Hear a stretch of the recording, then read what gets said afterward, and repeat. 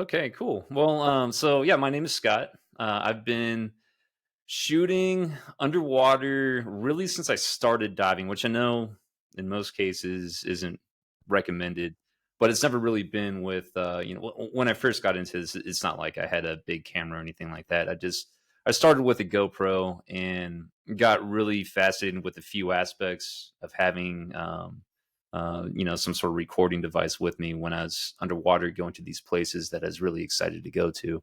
Um, but we'll take it a few steps backwards because I think it's important for me to kind of explain what got me into diving and why I chose that path, and also kind of what's kept me into it as well. So way back a long time ago, before I ever started getting into the water, before I ever started diving, I've always been really fascinated with marine life, and I used to grow coral in saltwater tanks. One of my favorite little nerdy hobbies, growing different species of coral.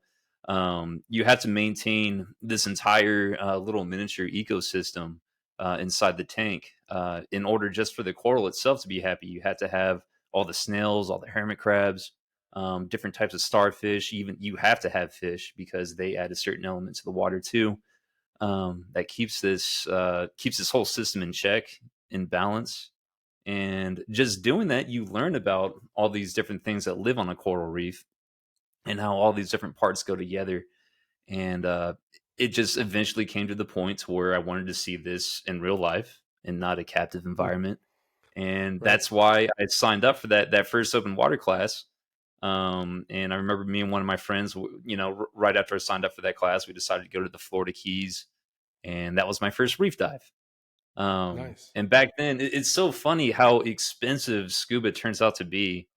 Because back then, I remember I just immediately splurged on a whole set of gear right when I got into it. I went straight into like getting my own wing, my own reg.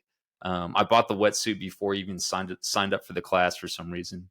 And Yeah. then I really thought I was going high dollar when I bought a GoPro Hero 4, and I had no Oof. idea back then how much like how much money I'd probably be unfortunately spending in the long run on a bigger camera system.